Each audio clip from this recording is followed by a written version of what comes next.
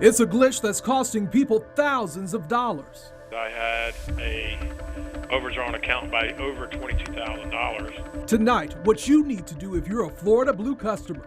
Plus, a local coach is arrested in front of students. What she's accused of doing that has her in jail tonight. And later, it's a one-of-a-kind farm coming to Florida. But what's on this farm may shock you. First Coast News at 11 starts right now. First Coast News begins with breaking news. And that breaking news is coming to us tonight on Jacksonville's north side. A Jacksonville sheriff's officer has been involved in an accident. Now, this happened at Sycamore Street and Moncrief Road, and we know that there are people on the scene crying. We understand that there are injuries. Let's get straight to First Coast News' Stephen Dial, who is live there on the scene. Stephen?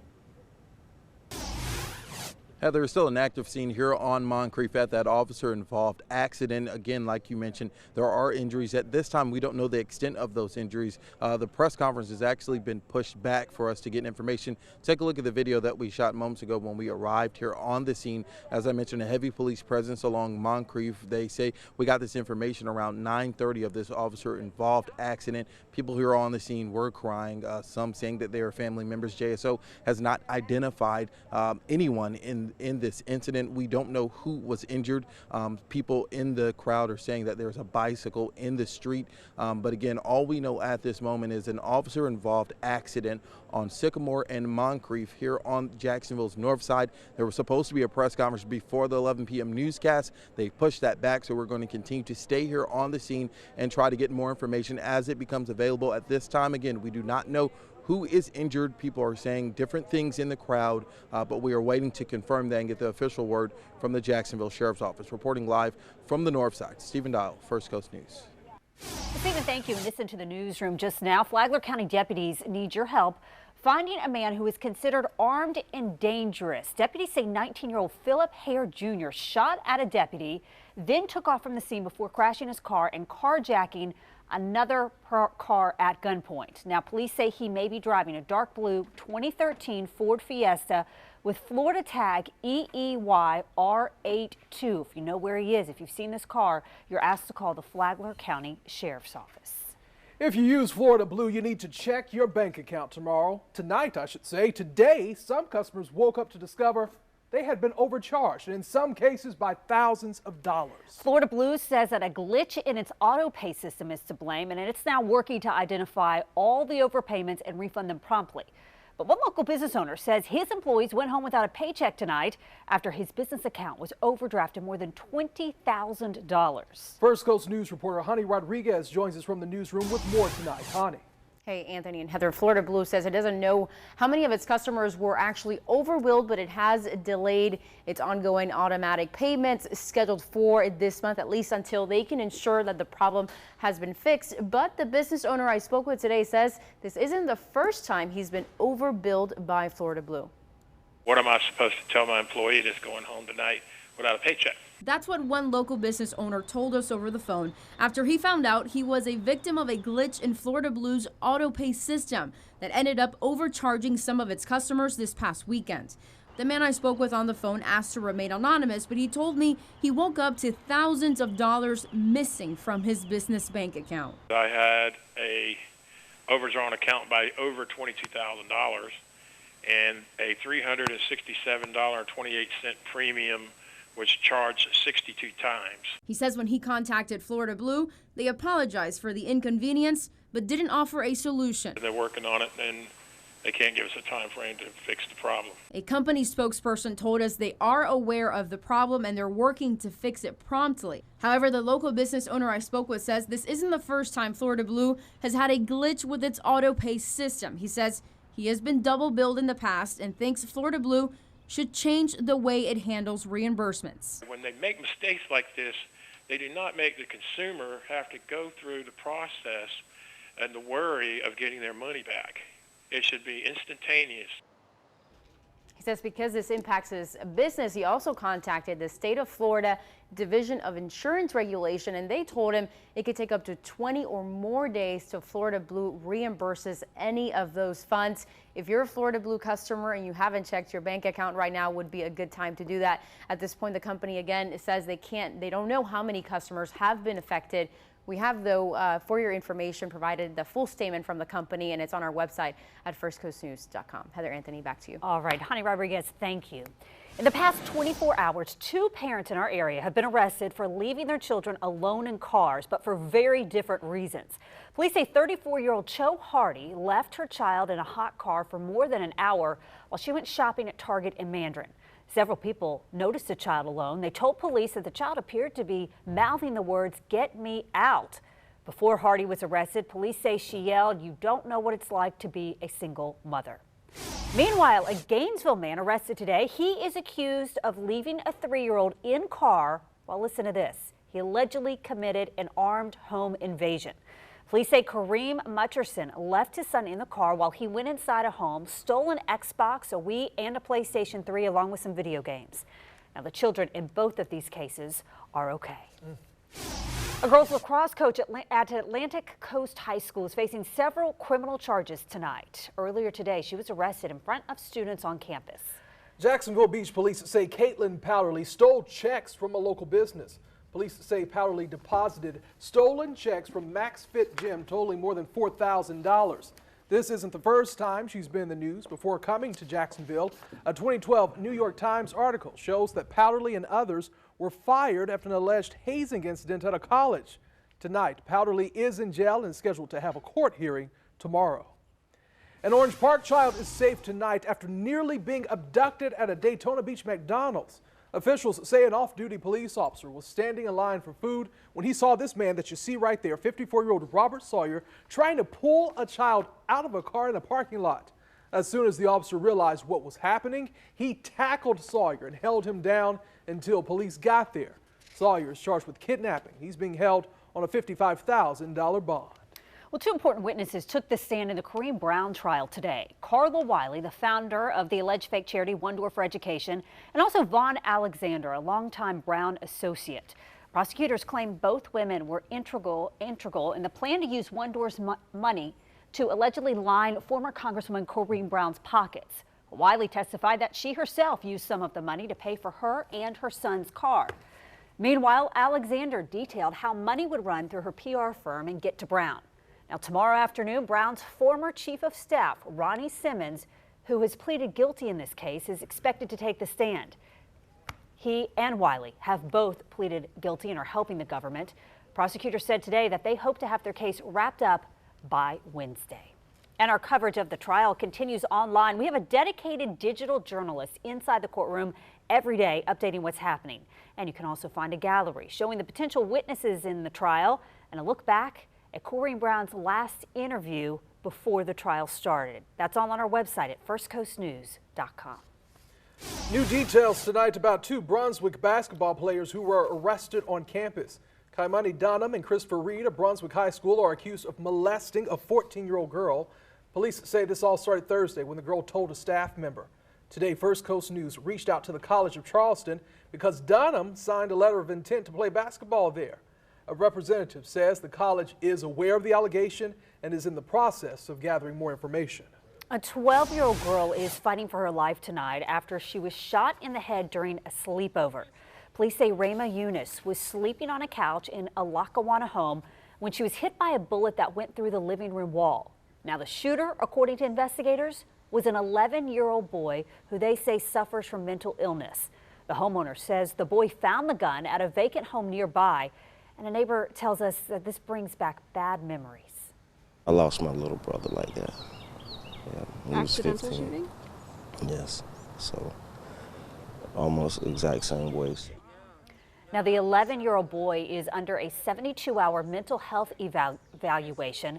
As for the little girl, she is in critical condition tonight in the hospital. We've all heard about disputes on social media. Tonight, family members say that's what led to 5 people being shot in Jacksonville. It happened Sunday on Ken Knight Drive North, just steps away from a park. 5 men ages 17 to 20 years old were shot during a party. That information coming to us from JSO. We're told this was all over a Facebook post. The victims are all expected to survive, but none were able to give police info on the shooter. Neighbors say a code of silence is fueling the violence. In the last month alone, there have been hundreds of incidents in the 32209 area code. That's coming to us. We looked up those JSO crime stats. Well, you have probably seen it before, a trash can overflowing in a public place like a beach or a park. Today, a St. Augustine man shared a bold idea. He thinks that may just work to get rid of trash cans altogether. If you could get rid of these trash bins, put a sign here that says, stop, before you enter, this is a trash-free zone, trash-free beach, or whatever area you're in. What you bring with you, you must bring back. Now, Adam Morley thinks instead of paying someone to collect the trash, those same people can be used to write $100 fines for littering. He says a similar idea worked in Georgia, but failed in New York subways. He thinks it's worth a try. He posted this idea on social media, and it is getting a lot of traction. We are continuing to follow breaking news tonight about that crash involving a JSO officer. We're told that there is a very emotional scene, a lot of people there. So we're continuing to get more information for you. In 2 minutes, we will have an update with the latest. And the first of several lines of scattered showers has worked from west to east through the area. We'll take a look at when the next ones will arrive in just a few moments. Straight from a horror movie. Most of our people are fairly skeletonized at this point. Learning to solve crimes through death and decomposition. That's where you'll get more of the smells. On Your Side digs into Florida's first body farm. Next on First Coast News. Okay, we are continuing to follow breaking news of an officer-involved crash over on the north side. You're looking live at the scene of Sycamore Street and Moncrief Road. Right now, our Stephen Dial is on the scene, and he told us earlier that there are witnesses out there saying that a bicycle is in the middle of the road. We do know that this JSO officer-involved crash involves injuries. There are people there that we're told are actually crying, saying that one of their family members might be involved, but we are still working to get more information for you tonight. We're expecting a press conference from JSO sometime within the next 10 minutes, I would say, and as soon as we get that information for you, we will bring it to you right here on First Coast News at 11. Well, this next story is pretty interesting. Florida is just weeks away from opening the nation's 7th body farm. That's an outdoor research facility where forensic scientists study human decomposition. So earlier today, we showed you the plans for that site near Tampa. But we also wanted to see a fully functioning body farm at work. And On Your Side's Ann Schindler traveled to Western North Carolina to the nation's 2nd body farm, and she brings us this report tonight. I didn't know necessarily the word for it or the name for it, but I knew that I wanted to do something involving crime and decompositions. Death has always held more fascination than fear for Brianna Murray. I was one of those people that, like, since the age of 8, I sort of like knew what I was going to do. Some people just have a calling, I guess. A forensic anthropology major at Western Carolina University, her classroom includes the school's body farm. Nobody's tried to get in or anything like that. Surrounded by a privacy fence rimmed with concertina wire, the so-called decomp facility is managed by Dr. Cheryl Johnston. Most of our people are fairly skeletonized at this point. She uses decomposing bodies to teach students how to exhume skeletons, process a crime scene, and calculate the time of death. We were just amazed at how quickly this went. Since 2007, the farm has processed about 45 bodies. About 24 lie here in various states of decay. The rest have been collected, their skeletons part of a permanent campus archive that students study for clues. Stature, ancestry, trauma, pathology. The bodies come, sometimes weekly, from prearranged donors or families who just can't afford a funeral. A lot of these guys come from nursing homes, and they're maybe in a hospital gown, or a lot of them have a diaper on. The students monitor the decay, especially in the first few weeks. That's when most of the stuff happens. You'll see the bloating and the purging and all that sort of stuff, which that's where you'll get more of the smells. There's also a few animals, mostly donated roadkill. Bears smell way worse than the humans. It's like when you walk in a house where somebody's cooking food and it's like, wow, that smells really good. And then after 10 minutes, you can't smell it, or it's not as strong. It's the same with decomp. Johnson describes herself as smell blind, or maybe just accustomed to it. But she's admittedly less affected by how repellent death can be than how fleeting life is. It's a realization she learned earlier than most. When I was 4 or 5 years old, I observed a plane crash. A mid-air collision between a tiny Cessna and a loaded passenger jet occurred right above her family home. It just happened and everything just fell out of the sky. I just knew all the adults were really upset and I didn't know why. Because it was just like, wow, this is really interesting to me. And they were all like, oh my God, you know. She suspects her career path may have been at least partly determined by her reaction to the carnage. Wondered how you identify people and get them back to their families, and that's what we're doing here. Find another one. Find another one. That same pragmatism informs the work of cadaver dog handlers like Patty Brasky-Michael. She's a Belgian Malinois. She trains at the Body Farm with Nala. Find him. Where is he? Not because she has any affinity for death. God forbid that there's a large disaster. But because death is a fact of life, and because a body, even a lifeless one, can bring finality and peace. You know, we do this because we want to make sure that family members can put their loved ones to rest and bring them home. Mm-hmm. Being able to give back, I think, is probably the most rewarding thing anybody can do. Now, the original Body Farm was built about 35 years ago at the University of Tennessee, and it's known for staging bodies in a variety of settings, including trailers and car trunks. Now, earlier today, we told you about the Body Farm that's coming here to Florida at this field. But if you missed that story, you can find it on our website. And don't miss Good Morning Jacksonville tomorrow, where I'll tell you more about those amazing search and rescue dogs. Ann Schindler, First Coast News. Wow, what a fascinating story. And Ann just mentioned this, but the first Body Farm was actually established in Knoxville back in 1981. And since then, they've been used to refine crime scene tactics and to train after-death sketch artists that can really be essential in identifying human remains. And again, if you want to see the rest of the story, you can go to firstcoastnews.com and be sure to tune in to Good Morning Jacksonville tomorrow morning. Okay, so we are continuing to follow breaking news on Jacksonville's north side. I'm talking about that accident involving a JSO officer. The A press conference is happening right now. We know that one man has died. Let's listen in to see what they're saying. The bicyclist was in the right-hand lane, then he transitioned to the left-hand lane. Like he was, to the civilian, it appeared that he was going to cut, maybe do a left-hand turn after the civilian passed, but then the bicyclist went back to the right-hand lane as the officer now was approaching in that lane. So then the officer tried to avoid by going to the left-hand lane, and the bicyclist did the same thing. And unfortunately, they impacted in that left-hand lane. And pronounced dead on scene? Correct. What happens to the officer at this point? Anytime we have a situation involving a death of a civilian with an officer involved, we put that officer on administrative leave. So that'll be the case here, similar to what we do with police-involved shootings. So he will be placed on administrative leave and then go through that process to return to duty when the sheriff determines that's the proper thing to do. And you said no lights, and because it wasn't a high priority call?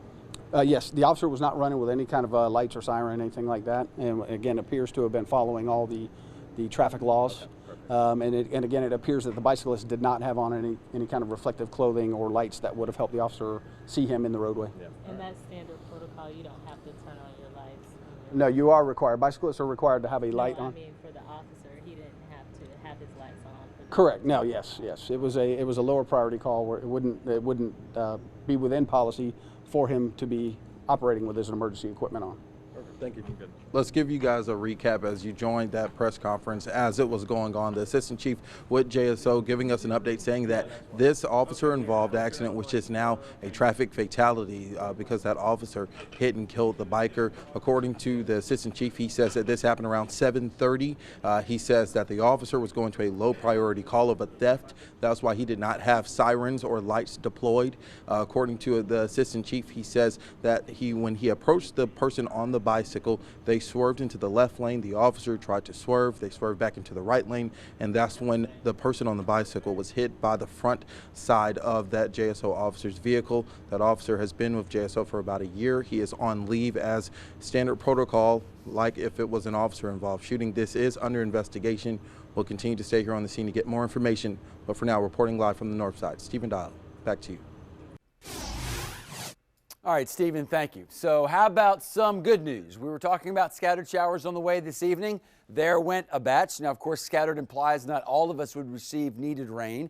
But if we were to say where's about the driest spot on the First Coast, we'd say from the airport to about Briceville to where the swamp fire started, right about there. So we'll go back one more time and watch where, yeah, there was lightning with it, but also winds gusting to 40 miles per hour and some pretty heavy rain. So the swamp fire to Briceville to the airport. Now that's out of here. There's going to be one more round of just scattered showers. It'll probably end by about 7 a.m. and that's going to be south of Duval. Think St. Augustine to Palatka, maybe a shower as late as 7. And then that's going to be it. Drier air will filter into the First Coast before the next system arrives. So for tomorrow, clearing skies, highs of 85 degrees. So it's going to be warm again, but it's not going to be nearly as humid as it has been over the last several days. How about some good news on the dry side of things? And that is particularly for our friends up there in and around Waycross, where because the winds will be light, but they will be out of the north for the first time in a long time, the smoke's going to blow away for you folks. Try to enjoy it because southerly winds will return on Wednesday. But that's before an even better chance of more widespread showers and thunderstorms, and that should arrive later on Thursday. And for those of you who love spring around here, because we have nice, cool, beautiful mornings, we're going to have that this weekend. We're going to take a break, and we'll be right back. Points, 10 rebounds. They call that a double-double. Cleveland won a final 116-105. First from you. Shout out to Derek Lamb.